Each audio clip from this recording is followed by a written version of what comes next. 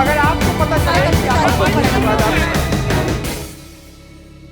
प्रश्न हमारा चिराग पासवान को लेकर है, जिसमें हमारे दर्शकों की भी दिलचस्पी ज़्यादा है। आपने अभी कुछ दिन पहले चिराग से बात की है और वो इंटरव्यू भी छपा है इंडियन एक्सप्रेस में। हम जानना चाह रहे हैं सर कि चिराग पासवान को लेकर के समझ नहीं आ रहा है ना, वो बहुत लंबे समय से एक एट एन आर्म्स लेंथ वहाँ उतनी दूरी से उनका इश्क नज़र आता है भारतीय जनता पार्टी के लिए। पिछले चुनाव में हमने देखा कि उन्होंने वहाँ हिट किया जहाँ बीजेपी चाहती है, लेकिन अभी वो उस तरह से सरकार में है नहीं। उनके चाचा पशुपति पारस हैं।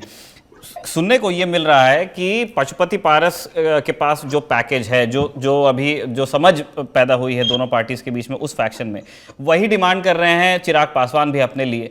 तो अब वो इधर और वाली कहानी हुई कि या तो पशुपति पारस रह पाएंगे या तो चिराग पासवान रह पाएंगे। ऐसी अटकल भी है कि अगर 18 जुलाई को वाकई बैठक होती है एनडीए की, तो उसमें सुखबीर बादल के अलावा चिराग पासवान को भी दावत दी जाएगी। आपकी क्या जानकारी है सर, और आपकी जो बात हुई उससे आपको क्या आपका आकलन निकल के आया? देखिए, बैठक की तो मुझे कोई जानकारी नहीं है, लेकिन जो चिराग से मैं मिलने के बाद जो मैं समझ पाया, जो मैं जान पाया, मैं इतना कह सकता हूं कि एनडीए से उनकी बीजेपी से बैठक 2-3 बार हो चुकी है। उन्होंने कहा है ऑफ एंड हमारी मुलाकात होती रहती है। और एक चीज और उन्होंने स्पष्ट कर दिया कि हमारी मेरे चाचा से वो पैचअप नहीं हो सकता है। चाचा ने भी असंभव बोल दिया, इन्होंने भी कहा कि पॉसिबल नहीं है, घर के बुजुर्ग ही निर्णय लेते हैं, वो निर्णय ले चुके हैं। और इन्होंने एक चीज और ऐड किया कि वो कहते हैं कि हमारे साथ 5 एमपी हैं, उनमें से कई कम से कम 3 तो जरूर न चाचा और उनके चचेरे भाई और चाचा के छोड़ करके 3 लोग से संपर्क में हैं और इनकी पार्टी के सिंबल एलजेपी रामविलास से लड़ेंगे। फिर मैंने एक इंटरेस्टिंग प्रश्न पूछा कि हाजीपुर का क्या हो गया। रामविलास पासवान का एक होम टर्फ माना जाता रहा है, कितनी बार उन्होंने उस चीज को रिप्रेजेंट किया। क्या आपकी मां लड़ सकती हैं, इरना पासवान? तो उन्होंने कहा कि I would love to, that was the exact word he said, I would love to, कि मेरे पिताजी जब जीवित थे 19 में फर्स्ट चॉइस मेरी माँ ही थी। But that time she said कि अब वो कहती है कि तब नहीं लड़े तो अब क्यों नहीं। But he has not given up. उसने, चिराग ने यह स्पष्ट कर दिया कि हाजीपुर तो लड़ेंगे हम। वो स्पष्ट था कि अब मैं लड़ूं, ये मेरी मां लड़ी, हाजीपुर हम छोड़ने वाले नहीं हैं। एलजेपी आर का सिंबल हाजीपुर में रहेगा। अब रही कि चिराग के पॉलिटिकल कंस्टिट्यूएंसी की बात, मुझे लगता है कि रामविलास पासवान की जो पॉलिटिकल कंस्टिट्यूएंसी है वो ट्रांसफर कहीं ना कहीं मुझे होती हुई दिख रही है। Chirag Paswan the kind of crowd he gets. और एक चीज अच्छा किया जो कि पिताजी के लाइफ टाइम में ये नहीं किया करते थे, दिल्ली ज्यादा रहते थे।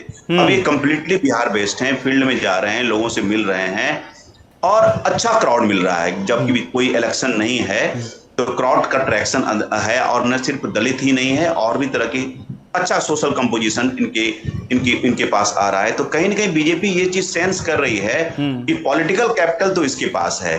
Can Pashupati Paras be a baggage, political baggage? ये बीजेपी को संशय है। अभी तो नंबर है, but can he get that number? और चिराग ने ये भी ऐड किया कि बीजेपी की तरफ से हमको मर्जर का कुछ नहीं है। तो मुझको लगता है कि जहां तक मेरा पॉलिटिकल सेंस है, BJP can do away with Pashupati Kumar Paras and prefer Chirag Paswan. हाँ, क्योंकि कई लोगों का ऐसा मतलब हम तो कम जानते हैं जो बिहार में क्लोज हैं, उनका ऐसा मत है कि जो रिजल्ट मतलब अभी पशुपति पारस के पास में है, जो नंबर्स हैं, वो पासवान सीनियर जब थे इस दुनिया में, वो उस समय की बात है। अब अगर वो पशुपति पारस के नाम पे इलेक्शन लड़ते हैं, माफ कीजिए, तो शायद वो हो सकता है कि वो उस तरह का रिजल्ट रिपीट ना भी हो। तो क्या बीजेपी भी इसी तरह सोचती है? मुझे लगता है बीजेपी इसी तरह से सोचती है। अगर मान लीजिए कि आगे कोई मंत्रिमंडल का विस्तार होता है, अगर एनडीए की बैठक में या फिर ऐसे ही बुलाया जाता है, कोई पोजीशन प्रॉमिस की गई है उनसे? मतलब क्या आपने उनसे पूछा कि मंत्री बनना चाहते हैं? हाँ, पूछा, बोला कि मेरी हाल फिलहाल, उन्होंने एक्सेप्ट किया कि हमारी ऑफ एंड ऑन मुलाकात इस पर होती रही है, बातचीत अलायंस के बारे में। एंड ही सजेस्टेड कि just a matter of time.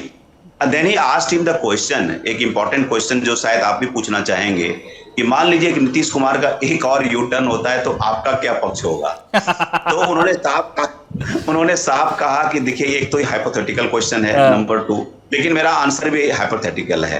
वो हाइपोथेटिकल आंसर ये है कि बीजेपी को ये निर्णय लेना पड़ेगा कि नीतीश कुमार चाहिए कि और जो 2-3 पार्टियां हैं वो चाहिए, 4 चाहिए या 1 चाहिए।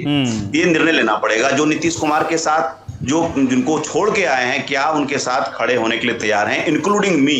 दैट वाज हिज वर्ड कि मुझको भी काउंट कर लीजिए। तो मतलब ही सजेस्टेड कि भाई अगर बीजेपी अगर कुछ अदरवाइज करती है तो पॉलिटिकल फॉर्मुलेशन बिहार में फिर से रिविजिट हो सकते हैं। तो एक तरह से ये चिराग का कैविएट था बीजेपी के लिए, और दैट सेड ये अपना फील्ड में घूम रहे हैं, तभी तो इनकी बार्गेनिंग का पता चलेगा।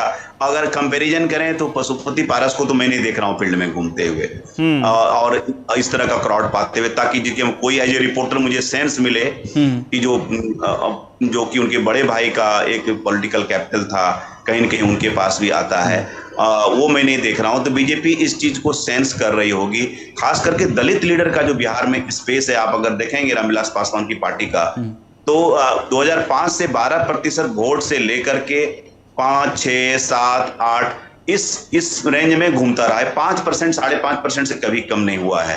तो वो देख सकती है कि आप देखिए 2020 में भी चिराग ने एक ही सीट जीता, लेकिन चिराग और उपेंद्र कुशवाहा की पार्टी दोनों मिलकर के रिस्पॉन्सिबल थे नीतीश कुमार को नंबर 3 पार्टी बनाने के लिए। तो उसको भी आपको काउंट करना पड़ेगा कि आपको नंबर 2 रनर अप रहते हुए कितनी नंबर्स आए थे। तो उस हिसाब से चिराग ने बहुत सीटों पर अच्छा किया था। उस चीज से बीजेपी अनभिज्ञ नहीं है, वो जान रही है। तो पॉलिटिकल, आप जैसे कि 6 पार्टियों का अलायंस है ग्रैंड अलायंस के पास या महागठबंधन के पास, तो वो भी चाहेंगे कि हमारे पास एक ऐसा अलायंस हो जो कि जिसका सोशल कॉम्बिनेशन ठीक ठाक बन पाए, जिसमें कि चिराग हो, मल्ला हो, उपेंद्र कुशवाहा हो, जीतन राम मांझी हो।